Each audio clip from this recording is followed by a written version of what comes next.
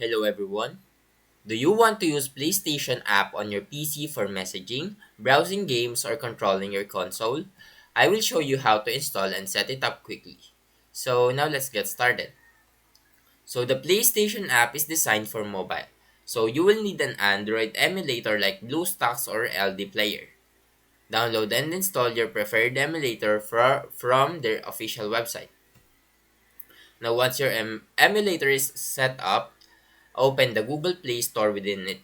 Search for PlayStation app, then download and install it, just like you would on a phone.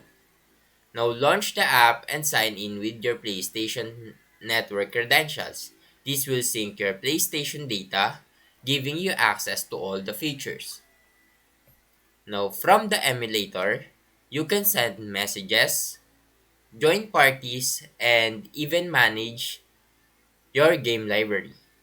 Make sure to test the features to ensure everything works smoothly. And that is how you get the PlayStation app on your PC. Now, if you found this video helpful, please leave a like and subscribe.